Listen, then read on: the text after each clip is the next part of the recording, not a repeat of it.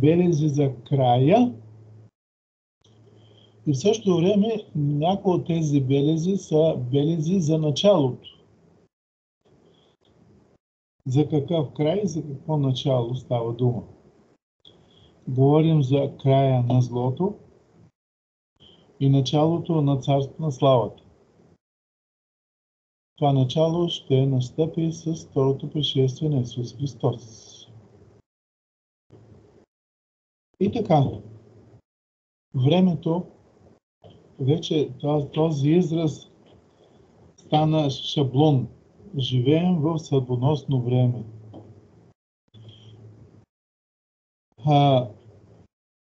Трябва да отбележа, че нашето поколение има отговорност за бъдещата съдба на целия свят. Преди един час слушах, само че не цялото предаване, а само малка част, но беше достатъчно за мен. Правиха едно интервю, задаваха въпрос, само че мисля, че беше в Америка, но точно къде не зная, защото се включих така, беше започнало предаването. Задават въпроси на млади хора на улицата. Кой е Исус Христос? И докато аз гледах, зададаха въпроса на над 20 младежи, момчета и момичета. И само едно от тях отговори, че Исус Христос е Спасителя на света. В християнска страна, протестантски свят, младежите нямат представа за Исус Христос. Един каза, бил е добър човек, помагал на хората. Други казаха, не знам нищо, не съм чувал. Интересно е, че времето, в което живеем, е време на проповядване на Евангелието. И в същото време, младите хора нямат представа кой е Исус Христос. А времето наистина е към края. Наближава финала. Ако си представим една от лекоатлетическите дисциплини, наречена маратонско бягане, маратон, официално, когато имаме олимпиада, например, или някакво световно първенство по лека атлетика, старта на маратонското бягане се дава някъде. Може да е в стадион, може да е някъде на улицата. Но задължително финиширането става на стадион. И ако нашето християнство от времето на Исус Христос до сега е маратонско бягане, времето, в което ние живеем, е времето, когато състезателите вече са влязли в стадиона и тичат към финала. Прави впечатление, че по време на бягането извън стадиона се бяга по-обикновено, по-бавно, за да се пазят силите. Но след като се влезе в стадиона, вече се спринтира. Няма бавно тичане. И аз се замислям за пореден път, каква отговорност носим пред този свят, след като има млади хора, които нямат никаква представа за Исус Христос, а пък каква представа могат да имат изобщо за Библия и за пришествие и каквото ще е още. Някога беше изляза една книга "Скалпираната земя". Много отдавна, в комунистическо време. И там аз намерих един коментар, който искам да споделя. Защото в наше време се появиха изобретения, които поставиха началото на нова епоха в човешката цивилизация. Но ти самият добре знаеш, че от една страна те са двигател в развитието на материалната култура, а от друга – потенциално средство за унищожение. Има хора, които смятат, че това положение е безнадежно, че човечеството ще стигне до катастрофа. Това беше преди много години. А сега вече наистина се вижда началото на тази катастрофа. Наистина живеем във време на основателен страх за бъдещето. Обикновено хората се страхуват от Трета световна война. Наскоро пак в новините, в моята програма, бяха казали, че има такава опасност от Трета световна война. Трета световна война означава край. Християнският свят пък се страхува не толкова от катастрофата, а колкото от пришествието, защото не са подготвени добре за посрещането на Исус Христос. Пророка казва, понеже знаеш, че ще стане това, приготви се да посрещнеш своя Господ. Той се обръща към Израел в неговото време, но то се отнася еднакво и за нашето време. И така да погледнем някои от признаците за края на царството на благодатта и в същото време тези белези са белези за началото на царството на славата. В Евангелието на Матей, 24 глава, обикновено ние черпим информация за тази проповед на Исус Христос от Евангелието на Матей, 24 глава. Макар че има и в Лука, има и в Марко, но някакси Матей по-добре е подредил нещата. 24 глава, 33 стих. Също така и вие, когато видите всичко това, да знаете, че той е близо при вратата. Трябва да отбележа, че проповедта на Исус Христос, наречена проповедта за белезите за пришествието, всъщност е в две части. Първата част от тази проповед е свързана с това, което евреите ще преживеят. И затова там има една подробност, това поколение няма да премине, докато всичко не се сбъдне. Много години този текст се считаше за нашето време. Само че той най-напред се отнася за времето на евреите, когато Исус Христос изнася тази проповед. Защото в 70-та година, след неговото идване в нашия свят, фактически държавата Израел престана да съществува в продължение на много години.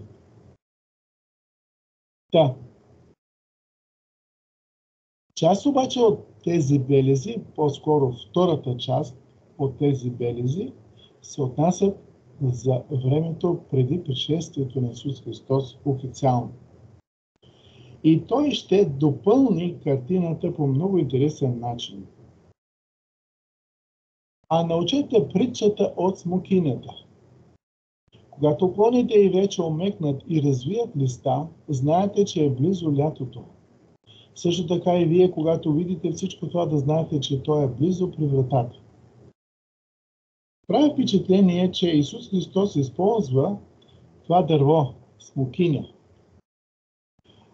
При нас има смокини, почти в цяла България се отглежда това дърво, но изглежда, че има малко разминаване в това, което е ставало и става в Израел с това дърво.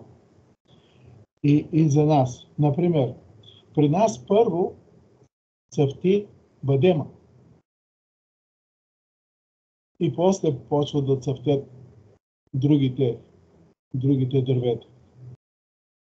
Но понеже в Израел явно, че смокинята започва най-напред да прорастват листата, при смокинята това е интересното, че първо се появяват листата, а после е плода.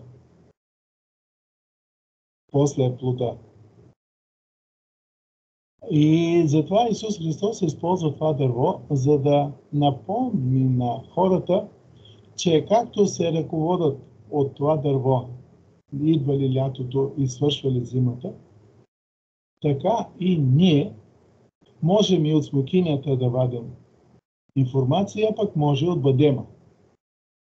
Значи, когато видя бадемите да цъфнат, това означава, че зимата вече се отива, даже да се позабави малко, защото има такива моменти, все пак тя се отива. И идва пролетта, а след това ще дойде и лятото. Ето тук намерих една смокиня, за да видя малко по-отблизо. За евреите това е било дърво, от което те можели добре да се ръководят. И затова Исус Христос използва това дърво, за да ни показва да следим белезите.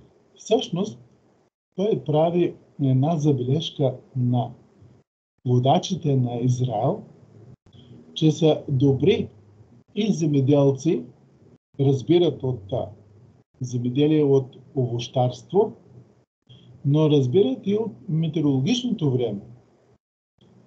И затова той им прави забележка, че за съжаление са добри познавачи на метеорологията, но не са добри познавачи на пророческото време. Да, и ние трябва да бъдем добри познавачи на пророческото време и на белезите. Не всички белези от Матей 24 глава говорят директно за второто пришествие. Така че трябва, аз спомням и в детството си, пък и много години след това, се проповядваше, че Матей 24 глава изцяло се отнася за второто пришествие. Но после се разбра, че нещата са малко по-различни. Че първо се отнасят за Израилевия народ, който ще се откаже от Исус Христос. Забележете, това е много важно. Евреите се отказаха от Исус Христос и се избраха кесаря. А в нашето време уж не сме се отказали от Исус Христос, и в същото време децата и внуците нямат никаква представа за Исус Христос.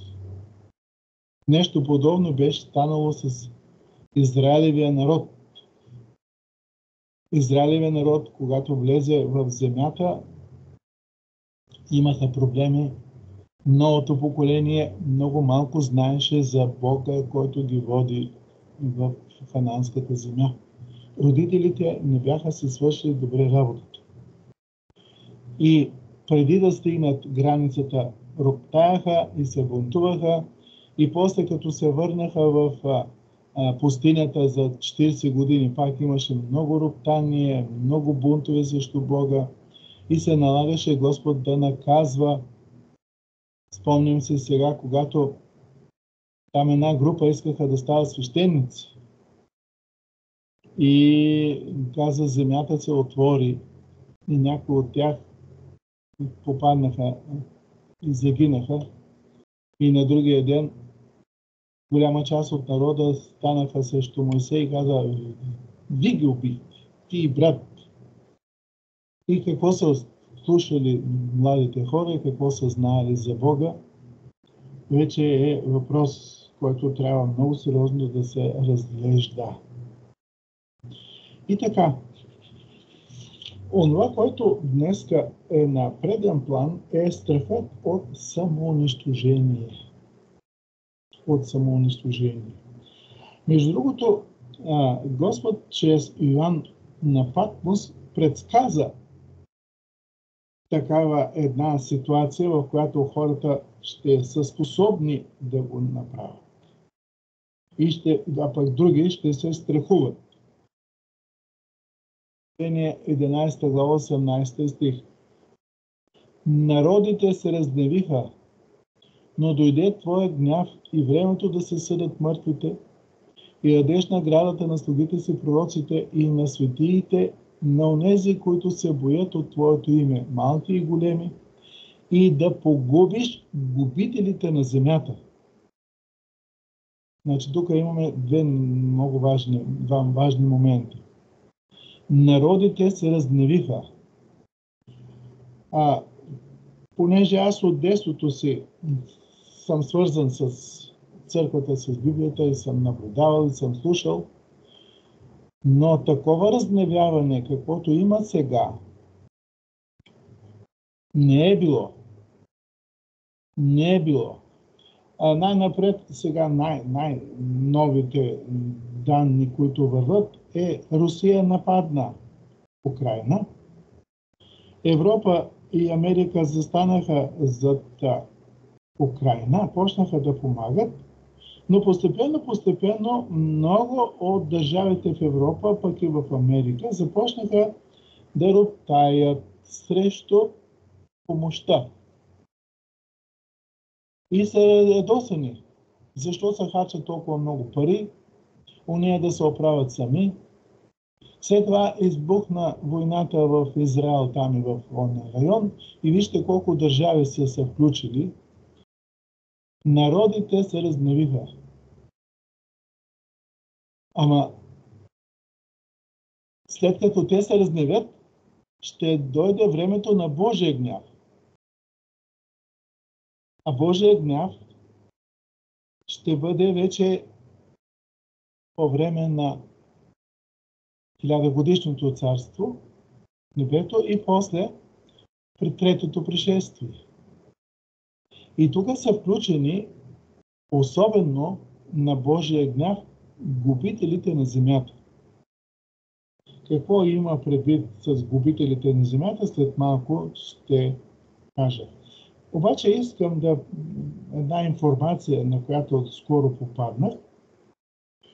В нов доклад Службата на ООН за намаляване риска от бедствия установява, че между 350 и 500 големи бедствия се случвали в световен мащаб всяка година през последните 2 десетилетия.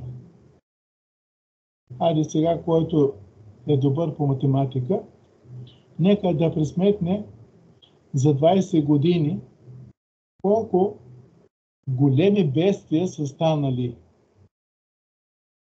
И то сега последните. Значи между 350 и 500 големи бедствия.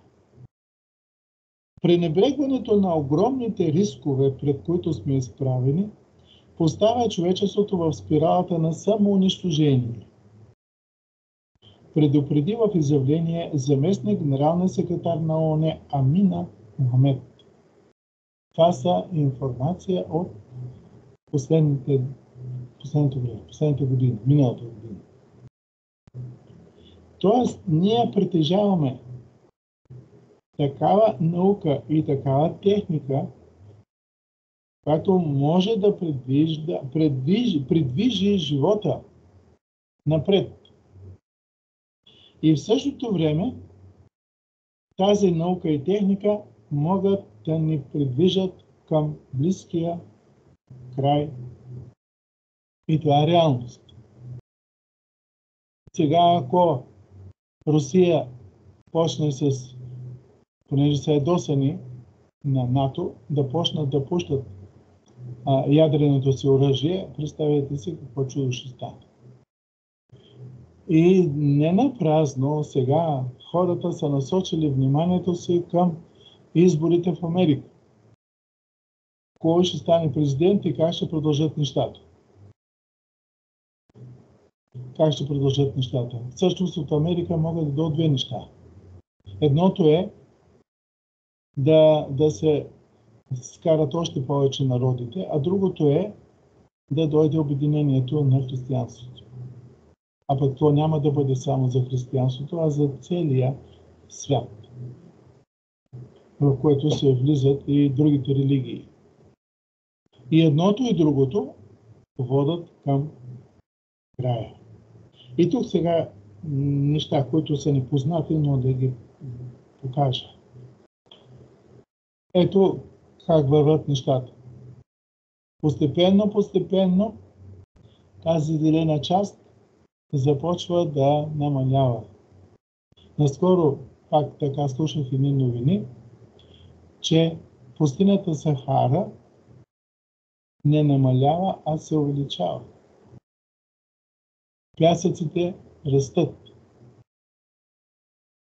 Ледниците топат, водата се надига и като че ли вече това е безвъзвратно. Така процесите са развили, че вече не могат да бъдат спрени. Не могат да бъдат спрени. Много Европа говори за нов вид енергия от възобновяеми източници.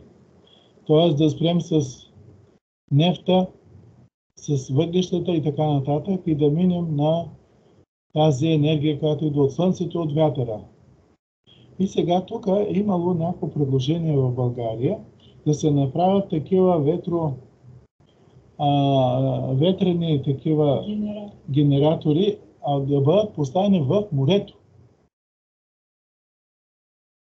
И веднага пък има реакция от другата страна, че туризма щял да намали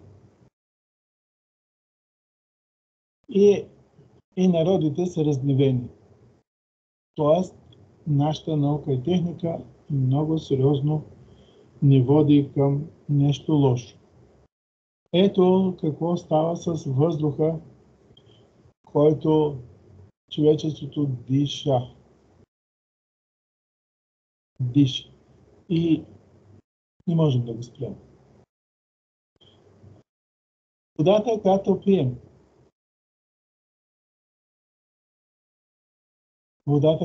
пием, много често замърсена, много често е варовита, много често какво ли няма в нея. И се чуди откъде да се наливаш вода и каква вода да пиеш. Моя съсед онзи ден ме помоли да му купя вода от Kaufland. И аз го питам, каква марка вода искаш? Каквато вземеш. Никой не знае откъде е пълнат. Само наименованието различно. И има проблем с питейната вода.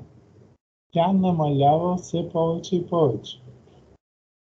Пак оня ден гледах в новините как се опитват да дърпат един огромен айсберг, да го дърпат навътре към държава, само че пак хванах тази информация по средата и не можа да разбира точно какво е, за да се ползват от питейната вода. Питейната вода намалява. Тази суша, която върви през годините, има много сериозни проблеми. Плодородната почва става все по-рядкост и по-рядкост. За да изкараме по 2 реколти в годината, ние слагаме изкуствени торове, а това унищожава плодородието. Да, за известно време ще изкарваме реколтите, само че наистина напоследък това е проблем. Няма ги онези големи реколти, които бяха преди няколко години. Все повече и повече намалява. Намалява, защото плодородната почва необратимо се унищожава. Какво ще става? Увеличава се оръжията за масово унищожение. разни договори бяха подписвани, разни какви ли не още неща. И въпреки всичко, сега и Китай, и Северна Корея правят и кои ли не още. За тези се говори, пък те, които не се говори, химически оръжия, атомни оръжия, водородни бомби, какво ли не още и какво ли не още. За сега, опитите, които са правени с атомните бомби и водородни там, които са правени в океаните и в някои от островите, където няма население. Атоли. Обаче водните обитатели страдат от това замърсяване и ние си мислим, че ние сме запазени. Само, че много жестоко се лъжи. Много жестоко се лъжи. Апостол Петър пише в своето второ писмо, 3 глава, 8 стих. Още и това нещо да не забравяте, възлюбени, че за Господа един ден е като 1000 години и 1000 години като един ден. Какво иска да ни каже тук сега апостол Петър с тази информация? Като че ли няма някаква връзка с белезите. А и в същото време обаче има. Защото нашето измерение на времето е едно, а Божието е съвсем друго. Все още има много хора, които считат, че не е време Господ все още да се намеси. Че все още има време, даже и такова учение, че Господ ще даде още 1000 години благодатно време за тези, които сега не са се възползвали от благодатното време, което на момента имаме. И това ще бъде една голяма изненада за хората, когато наистина всичко приключи. Вярно е, че Господ няма да допусне ние да унищожим живота на земята. Отново сме при апостол Петър, 3 глава, но сега първо 10, а после 18, т.е. 13 стих. Господният ден ще дойде като крадец, когато небето ще премине с бучение, а стихиите на жежени ще се стопат. И земята и каквото се е вършило по нея ще изчезнат. Преди малко ви дадах информация за големите природни бедствия, които стават. И ние започнахме да свикваме с тях, понеже са природни бедствия. Но нямаме никаква представа дали някои от следващите големи природни бедствия няма да бъде прелюдия за неговото завръщане. И 13 стих. А според обещанието му очакваме ново небе и нова земя, в която да живее правда. Значи, защо Господ няма да допусне ние да се самоунищожим? Защото хората са много далеч от правдата. Его сега от тази война в Израел и тук в Украина, пък и не само там, а и на много други места, загиват много невинни хора и деца. И деца. И това не е право.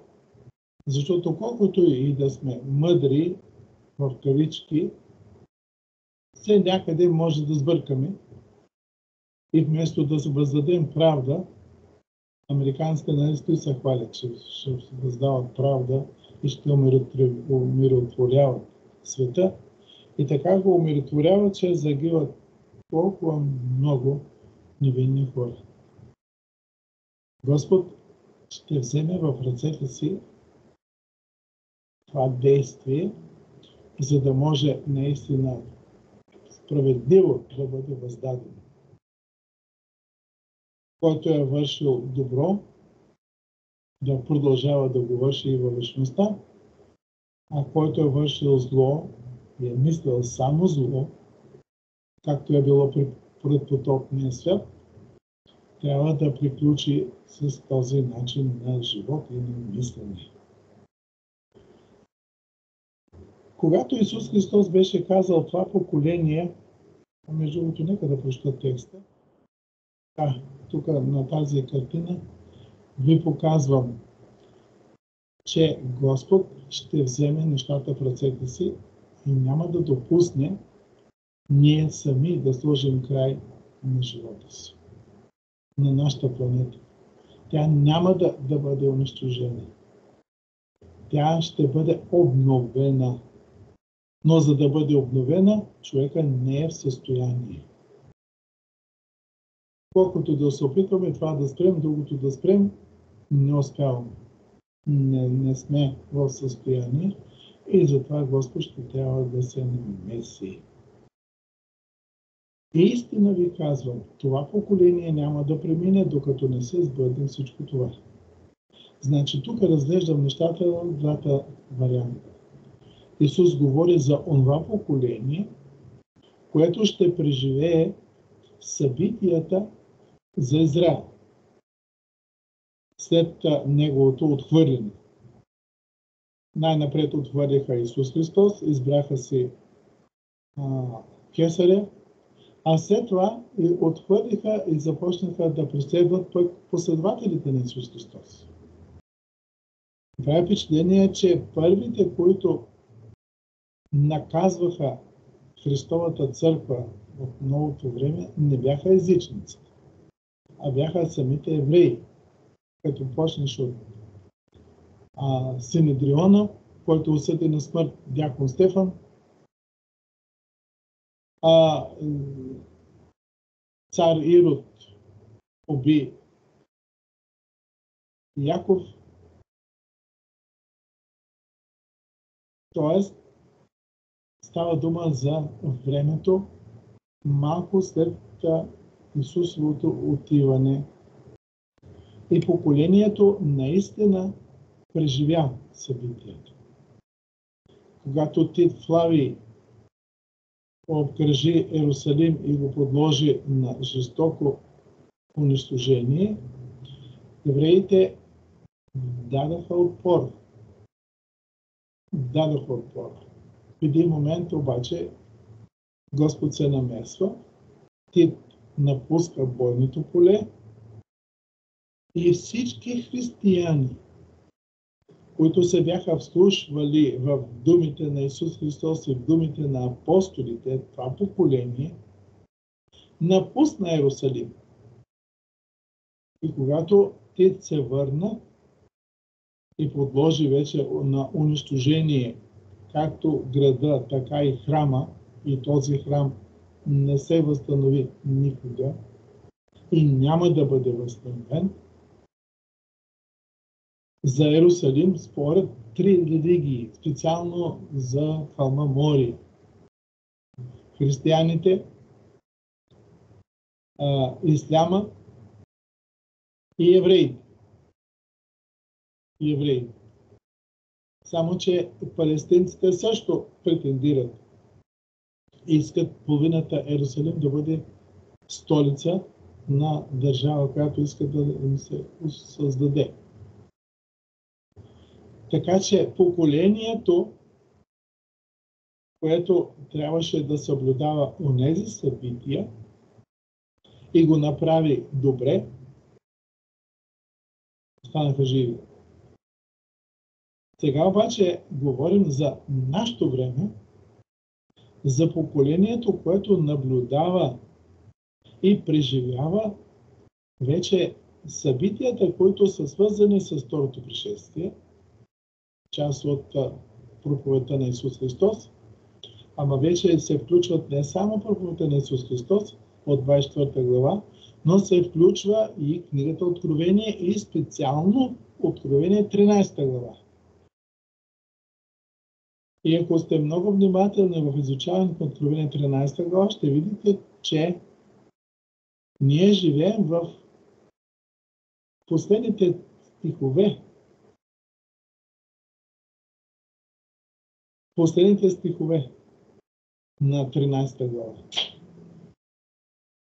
И ако ние сме това поколение, и особено пък младите хора, а те нямат представа кой е Исус Христос, и имаме много сериозни проблеми. Много сериозни проблеми. Така че ние носим отговорност пред този свят да покажем християнство и след това да кажем какво представлява християнството и защо го има. И разбира се, какво очаква нашата планета в близкото бъдеще. Отново Евангелието на Матей, в 13 глава Исус Христос прави едно много странно изявление. Който има уши да слуша, нека да слуша. Исус говори на своите съвременници, но това се отнася едно към едно и за нашето време. За тях се изпълнява Исаиевото пророчество, което казва: с уши ще чуете и никак няма да разберете. С очи ще гледате и никак няма да видите. Значи това го виждаме и сега. Чува се проповядването, но не се разбира. Гледат събитията и не виждат какво всъщност говорят тези събития. Защото сърцето на тези людей е задебеляло. И с ушите си тежко чуват. И очите се изкупиха, за да не би да видят с очите си и да чуят с ушите си и да разберат със сърцето си и да се обърнат и аз да ги изцеля. Много прилича днеска християнството на времето на фараона, когато Господ нанасяше язвите. Страдат и в същото време закоряват сърцето. Защото Сатана не искаше Израел да напусне Египет и да се оформи като народ. И днеска той е със същото желание да няма хора, които да се съобразяват с тези белези.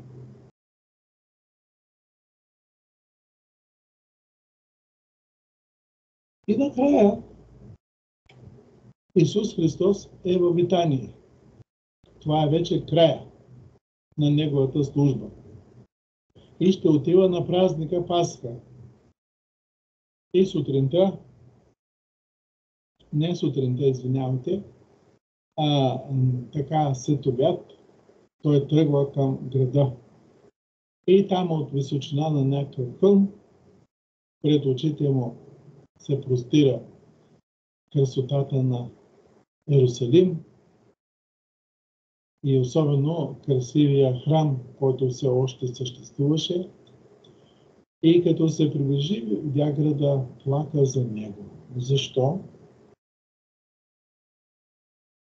И ще те разорят, и ще избият жителите ти в теб, и няма да оставят теб камък на камък, защото ти не позна времето, когато беше посетен. Ти не позна времето, когато беше посетен. Все още имаме благодатно време да се проповядва Евангелието. И то се проповядва. Колко се чува и колко се вижда, вече е друг въпрос. Но се проповядва. Само че идва едно време, за което говорят старозаветните пророци, когато ще липсва Божието Слово. Различни тълкования са давани на това пророчество, но като дойде времето, тогава ще го видим. Казва, ще тичат от изток до запад, от море до море, да търсят, но няма да го имат. Какво ще означава, ще се види. Но все още има благодатно време. И ще дойде времето, когато няма да остане нищо от стария свят. Нищо. Единственото, което ще остане от времето на благодатта, са обновените жители на Царството на славата, които са отворили ушите, които са слушали добре, които са наблюдавали добре и са избегнали унищожението като онези християни, които напуснаха Иерусалим своевременно. Камък на камък няма да остане. Права всичко ново, казва Господ. Но то се отнася за планетата Земя и за условията на живот. А обновяването на хората, които ще живеят във вечността, става сега. Но и това време е към края си. Не знае точно кога за цялото човечество ще се произнесат паметните думи. Който е праведен, остава завинаги такъв. А който е неправеден, остава завинаги такъв. Тоест, благодатното време свършва. Но тук става дума за общо човешкото благодатно време. А за личното благодатното време Господ не ни дава информация. И затова Той казва, днес ако чуеш гласът му, не закоравява сърцето си. Защото вчера беше вчера, утре не знам ще го има ли, но днеска е със сигурност, че го има. И така, белезите за края и за началото са на лице. На лице. Сега много интересно се работи в протестантския свят. Много ми беше интересна и тази информация, която чух. Изказвания на протестантски пастори. Само, че не си казваха от кои клонове на протестантските църкви са, които много сериозно говорят за обединение на християнството. Ние чакаме католицизма да предприеме тази стъпка, наречена икуменизъм, но се оказа, че протестантите ще бъдат тези, както и Елън Уайт говори, да протегнат ръката си през морето, през океана, за да се свържат. Така че белезите много сериозно говорят. И който има уши да слуша, да слуша. Това означава да позволи на Святия Дух да работи за промяната на характера, на мисленето и да ни подготвя за вечността. Това е, което иска да споделя с вас тази вечер. Нещата са сериозни и в същото време пък са и много, много красиви. Защото това е блаженството. Да живееш като истински християнин. Господ да ви благослови с мъдрост, сили и желание да продължим да изследваме, да се вслушваме и да наблюдаваме събитията отблизо. Амин. Сега отново искам да се помолим и след това, ако имате въпроси, може да ги задавате. Има ли желаеш за молитва или да посоча?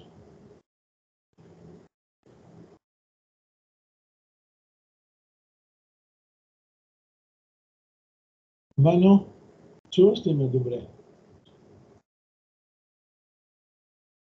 Да. Айде Да. ти. Добре. Татко Небесен, благодарим Ти, че в тези съботни часове сме събрани в Твое име и че слушаме Твоите слова. Благодарим Ти за проповедта, която чухме, че Ти ни напомниш отново, че живеем в това последно време, в което виждаме как народите са разгневени и как колко малко хора знаят за Теб.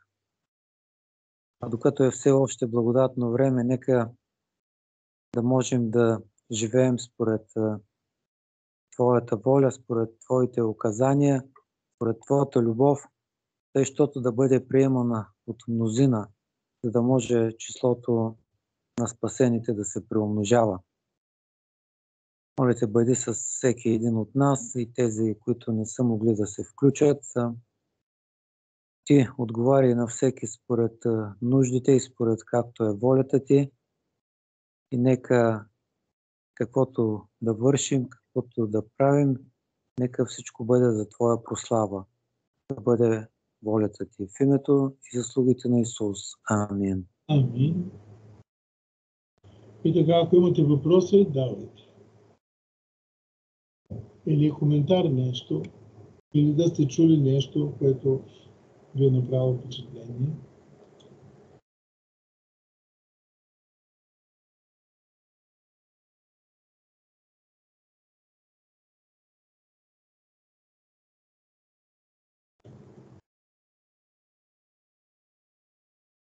Слушам ви за коментар или за въпроси.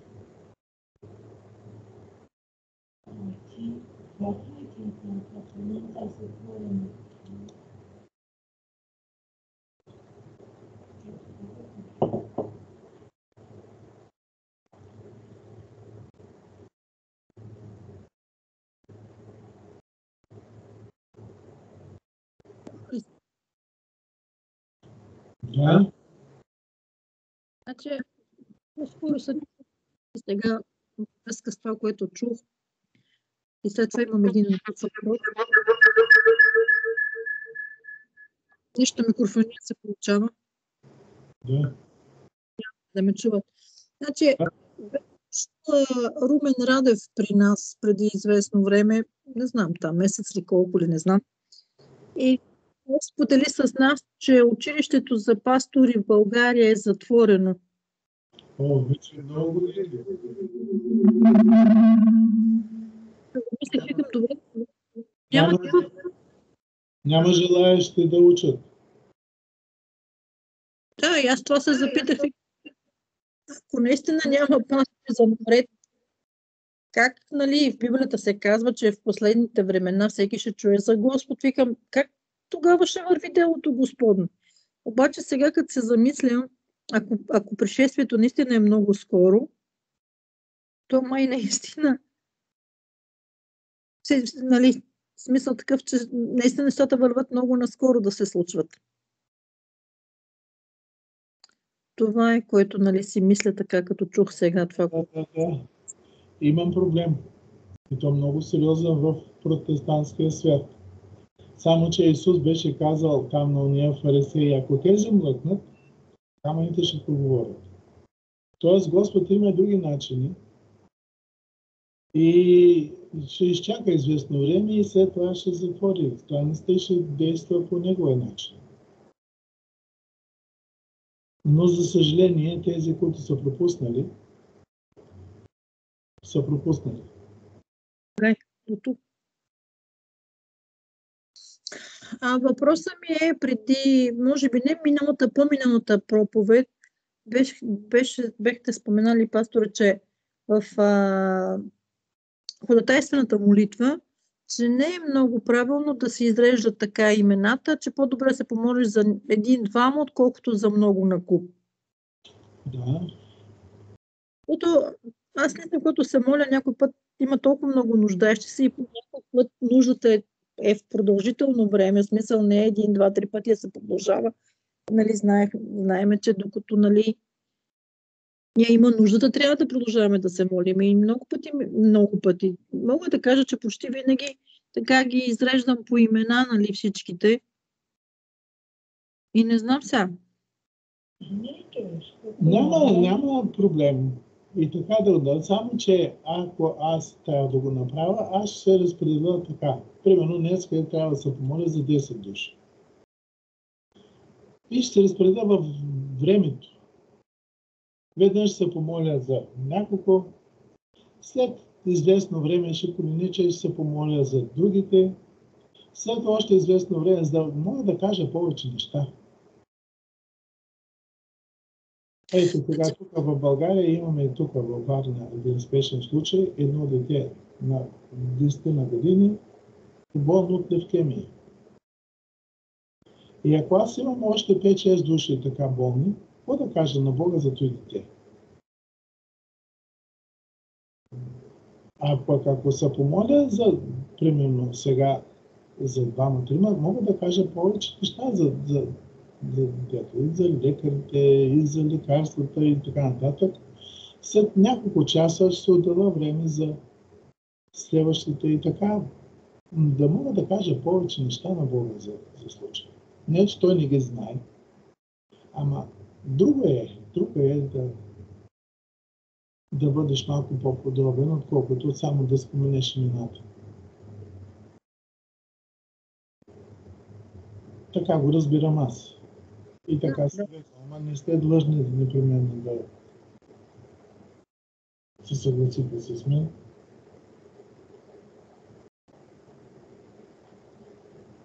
Когато е по-належач, нали, обръщаш в смисъл повече за този човек, повече неща казваш. Да. За едно и също нещо, ти просто само го споменаваш. Може би спрямо ситуацията, спрямо нуждите, спрямо времето, което имаме. Да. Така е.